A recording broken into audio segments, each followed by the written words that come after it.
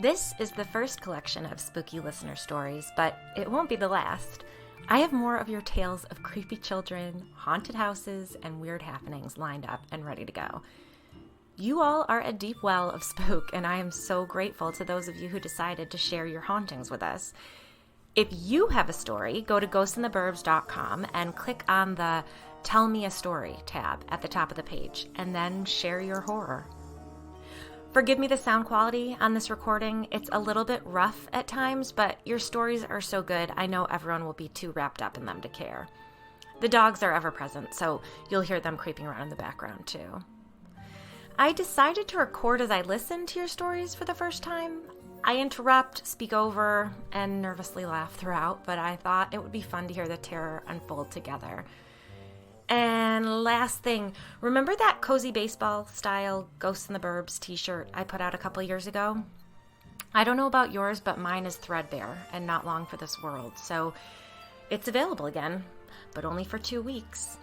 Go to Ghosts in the Burbs Instagram or ghostintheburbs.com for all the links. All right, now let's jump right into your spooky tales of terror.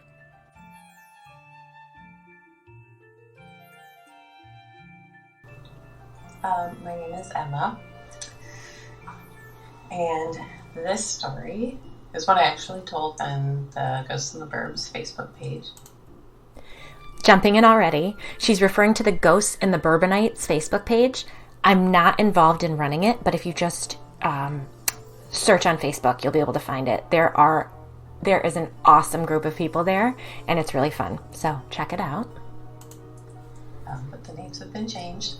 But not the place. The place is the same. So like 10 or, actually I think 15 years ago, when my now husband and I, Alex, were first dating, we decided to go camping for my birthday. And this was in September.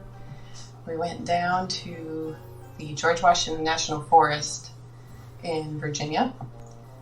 And there's an area in that forest that's a bunch of old growth trees. And he wanted to show it to me. He said, "Oh, it's super cool. These trees are huge," because that's the kind of thing we're into. Anyway, so we went down there, and we almost immediately got lost. So instead of going, we're following the trail maps, but instead of going, you would go up to get down into this area. You would have to go up a slight hill and then down into kind of a hollow, and that's where the old growth was. But we just kept going up, and we went, "Oh, this is kind of weird." But he was like, "Well, I think it is this way. Let's just keep going, you know." Mm-mm. And we kept walking. It ended up being like 6 hours of hiking straight up, and I was like, "Okay, at some point we do need to go down." So I'm pretty sure we're lost now. "Oh no, we're not lost. We're fine." Anyway, so we just kept going and kept going. Up, and granted, it was beautiful. We were kind of hiking along this ridge, and you could kind of see down. I mean, you could see down into the hollow. I don't know why we didn't just go down, but we didn't. And at some point, it got too late. I mean, it had been all day. We had not seen the trees. I mean, the old growth trees. We saw plenty of trees, but they were all quite small. Because typically when you get up high enough, trees, at least in this area, trees tend to be slightly smaller because the big ones will fall down in the wind up on a ridge. So, the ones that I didn't know either that. survive or are, haven't gotten big enough that they fall over in a high wind yet. So we were in this area, and we had not seen, at this point, this is a decently popular hiking area. And at this point, we hadn't seen another human for about 3 hours, and it was starting to get dark. Oh, no. And so September, so this was like probably 7:30 in the evening. So we said, all right, well, we'll set up camp. Well, there's also there's no actual campground. So we had to kind of just, step off the path a little ways into the woods. Oh. And we did. We set up our tent, hung up our food, ate our food, and hung it up in the tree for bears. So this is an area that has a lot of black bears. And then we went to bed. The only thing we had seen that indicated there was any other type of person or human life at all, we hadn't passed another person. We did see over on an opposite hill, we could see lights, people were running 4-wheelers back and forth. So we're like, oh, okay, there's some people here. Well, that's good. So we went to bed, And we were laying there when we heard footsteps.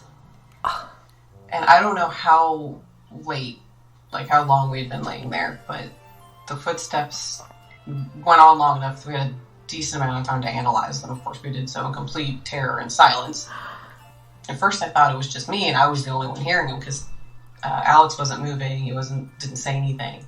But they were 2 footsteps. I mean, now I live in the woods now, so I've lived around here long enough to know what different footsteps sound like, and these were human footsteps. Ugh. I thought, maybe for a second maybe they were bears, which would be terrifying. But bears usually can't resist. They're very shy, first of all, so I couldn't imagine a bear would just walk right up to our tent anyway. He would probably be over trying to get the food. But these footsteps were circling the tent very slowly. Mm-mm. They were just one after the other, Mm-mm. very methodical, and they were just circling the tent around and around. You can hear the difference between the footsteps of a human and the footsteps of a 4-legged animal. And it was really scary. And so we just listened to them go around and around and around. And I look over at Alex, and he's holding his camping knife on his chest, I guess waiting for the footsteps to, the person, bear, to reach into the tent, just laying there completely still. And I basically passed out from fear. I just fell asleep because that's how I am in a scary situation. I woke up later that night and we're like, okay, I'm still alive. That's good. It wasn't a serial killer that murdered us in our sleep. And I don't hear any more footsteps. And I look out the back, the little screen window at the very foot of the tent. And I looked out into the woods that were right near us, and I saw a bunch of old growth trees and people shining lights on them, kind of swinging lights up. And they weren't really close to the tent, but they were, probably 100 yards away or so, shining lights up into trees, looking up the trees with these kind of lantern-y type lights. And then, pointing up into the trees, and then they'd move on to the next tree, and there were all these big, huge old trees. I said, oh my gosh, we did make it to the old growth forest. I can't believe it. I'm looking at them right there, all these great big trees. And I was like, oh, okay, those are probably, nighttime hunters. Oh, that's probably what we heard. That's great. Okay, so then I fell asleep. Well, in the morning we woke up, and I told Alex what I saw. I said, hey, that thing we heard walking around the tent last night, that was just hunters. Not really thinking to myself that it was a hunter. It'd be kind of creepy that he was walking around our tent, but whatever. Mm-hmm. I thought it was just hunters. I saw them down the hill, and I look over to look down the hill and point to where I saw them, and I didn't see any of the big trees I had seen the night before. It was all tiny hilltop trees. Stop. Really small, very spindly, not the big old growth trees I had seen at 3 o'clock in the morning, with the guys shining their lanterns up into them. He said, wait, you saw a bunch of guys shining their lights up into trees? I said, yeah, but the trees weren't there. They were different trees. So, I don't know, maybe I just imagined it. He said, oh, okay. And then he said, well, let's get out of here. And I was like, well, how come? He said, well, last night, after you fell asleep, the person that was walking around our tent crouched down and looked in through that back window and just stared at us. So anyway, that happened. We learned later that the area we were on had been an old earthworks during the Civil War. So, that's my story. Thank you for letting us share. Oh my God. Emma, no! Woo! That is just really, that's just about my worst nightmare. Being in the woods, being stuck in a tent, and hearing someone footsteps circle around and around slowly. Oh my God. And the idea of seeing, trees that aren't there through that tiny little window in the tent, and then someone crouching down and looking in. You are much braver than I am. Thank you so much for sharing that, and I will just keep that in my back pocket as another reason why I will never, ever, ever go camping. Thanks, Emma. I have a quick story for you. My daughter's now 11, but when she was about 3, I was sleeping, and you know that mom feeling when you're sound asleep, but you know when your child is awake, and you're instantly awake. So I'm laying in bed, And I roll over and I see my daughter Claire. I know you love that name. Claire. I see my daughter Claire, and she's standing next to me. And she has what's called her flashlight friend. And it's a little stuffed animal with a flashlight in its belly, and it's on. And so she's just illuminated in the darkness. And I open my eyes and I look at her. And she looks at me and in a deadpan voice said, There's a man in my room with angry eyes and no words. And she turned around and walked away. That's it. Angry eyes, no words. So, I'm pretty sure someone was in my daughter's room. I cleansed the hell out of it the next day. Can't wait to have you back. Oh my god. Children are the fucking worst. That is terrifying. Angry eyes, no words. That sums it up. Light the match, throw it behind you, and run away, basically. Good job for cleansing the room, though. So one night when my son was maybe 3.5, almost 4, he's always been really good at sleeping through the night once you actually get him in bed.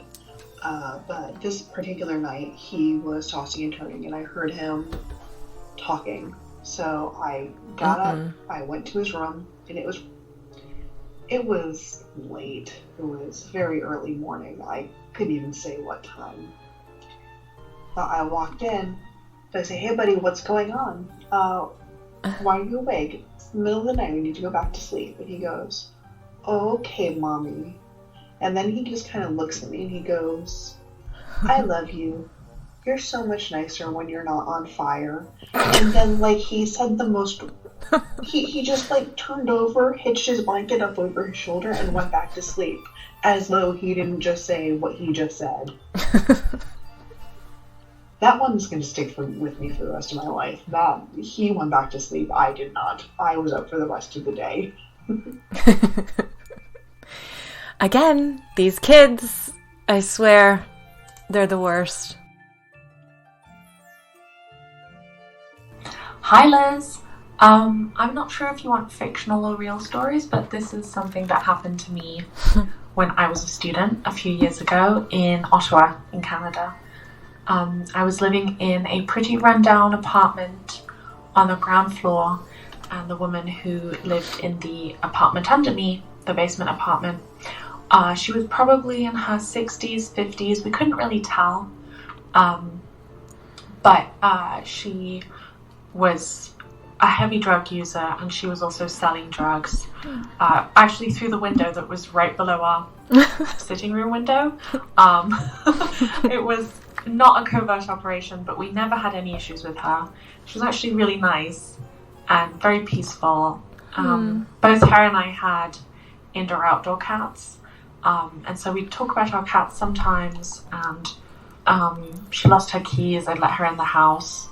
Because I was a student and a nanny at the time, I kept, slightly different hours to other people, so I was often home at the same time as her. A few months after I moved, unfortunately, she passed away. From what the police told us, she had an overdose, and her body wasn't discovered for quite some time, except that the people in the building could smell the decay. So we called the police, and that's how they found her after a week. Sad.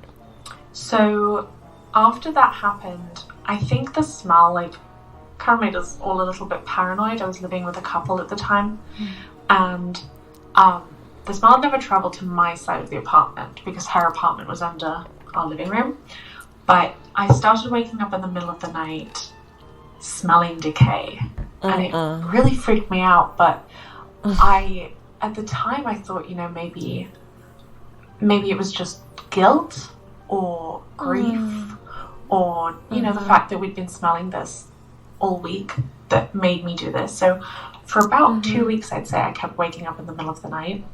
And then one night my roommate was out and there was a snowstorm, so we weren't expecting him home until the next morning. But I woke up in the middle of the night and I looked down the hallway, and there was someone sat in the armchair down the hallway, so I thought he was home early. I didn't really think about it that much. I'd woken up because of the smell again, but it was gone when I woke up, so I thought, oh well, you know, probably just like bad dreams. Next day, he arrived home in the next morning, so I asked him about, you know, seeing him so early, asked if the show was cancelled, and he was like, no, I wasn't home until 7 a.m.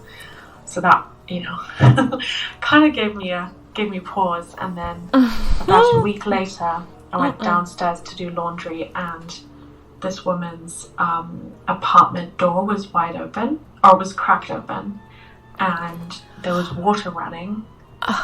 And at this point, like, the door was like swinging open a little bit, and I was like, I don't know, I've become really quite paranoid, and I've been joking about her haunting us, but this was like too much, right? It had been, I think, 3 weeks since she died, and I had become kind of a little crazed and waking up constantly and just freaked out. So I went to the apartment.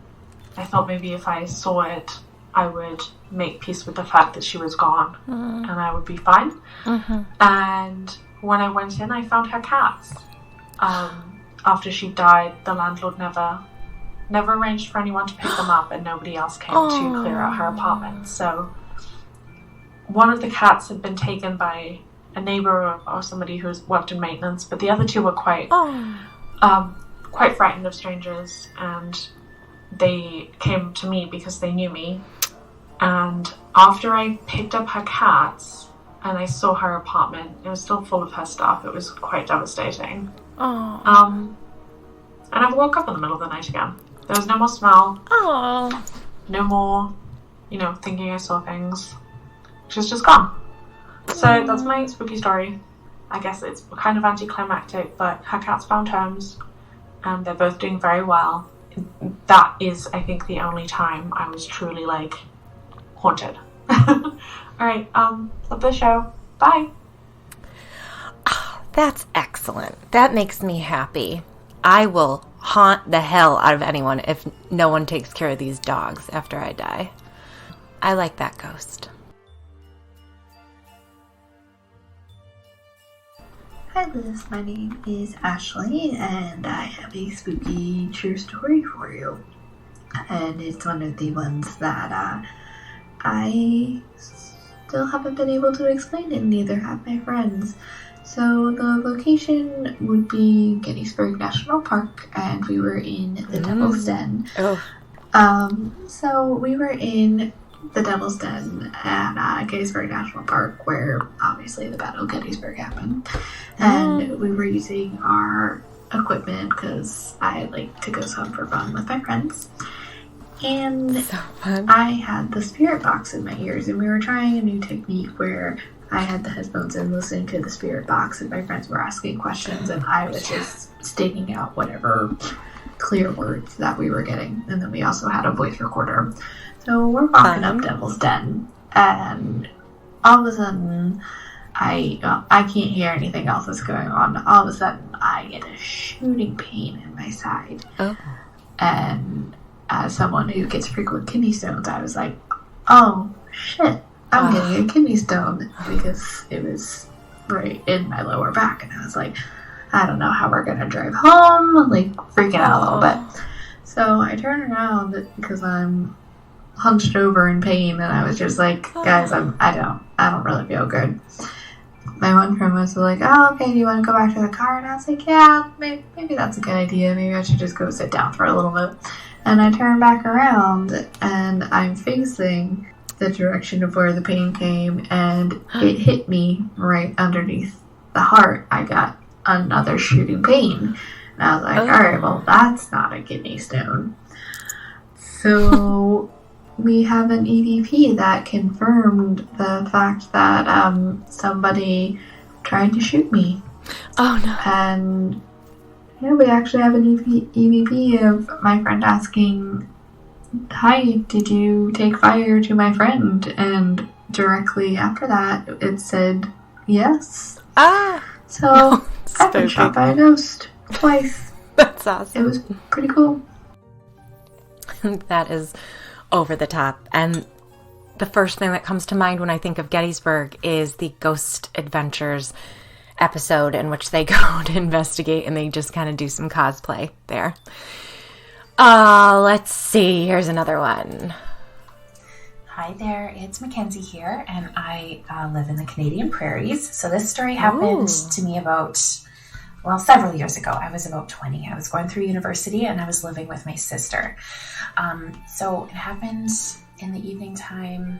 Myself and my boyfriend were the only ones in the house. My sister was away, and she lived in a house with a detached garage. So that is kind of important to the story. So my boyfriend and I were just hanging out in my room at the time, and we were anticipating her coming home. And so we heard the door to the detached garage shut. So we thought, hey, she's home. Perfect. So then a couple minutes later, we hear her walking up the porch steps, and then we hear her unlock the door. And she comes in the door and she says, hello. And so we yell back, hello. And then there's just nothing. Complete silence. So we go out of the room and she's not there. She's nowhere in the house. We checked the whole house and we know for sure that we heard her voice. And then she actually came home probably about half an hour later. So nothing to explain this. It's not the scariest story, but it was sure creepy at the time. Not sure if it was some sort of doppelganger. My brother-in-law had passed away in the house like about a year earlier, so maybe some residual energy or something. But yeah, totally creepy. So thanks. Yeah, that is pretty creepy. I don't like that kind of stuff. Even like mimicking voices or whatever. No thanks. All right, let's do one final story for today. When I first really noticed the ringing in my ears, it was more a recognition than a revelation. It was like noticing a historic marker sign on the road that you drive every day that you could swear wasn't there before. But it's obvious from the weathering and the well-established weeds that it's been there for many, many years. Or like seeing a tchotchke on the mantle at your parents' house. You have zero recollection of it. But as soon as they say it's been there since their trip to Nova Scotia 14 years earlier, a cog in your brain slips into place and you know it's true, despite having no memory of ever before having laid eyes on this four-masted miniature schooner. That's what it was like with the ringing for me. Once my awareness was actually drawn to it, I simply knew. It had been with me for a very long time. Maybe it came on gradually and had simply gotten too loud to ignore, but I don't think so. I think it's just like that souvenir boat. It was there for years in its current form, but for whatever reason, I hadn't noticed it. Once I did, of course, it was impossible to ignore. Night was the worst, but it never went away. I wished I could get just a moment of quiet. But somehow, knowing that it had been with me such a long time, before ever really knowing it, made me think that it would just fade into the background again. But this whole process can maybe explain why I wasn't completely shocked. It was more like that previous recognition, when I realized it wasn't ringing at all. It was voices. Oh, that's great. That is a good note to end on. Thank you to everyone who sent in a story. If you have a spooky story, please send it in. Just go to ghostintheburbs.com, click on Tell Me a Story at the top, and do your worst.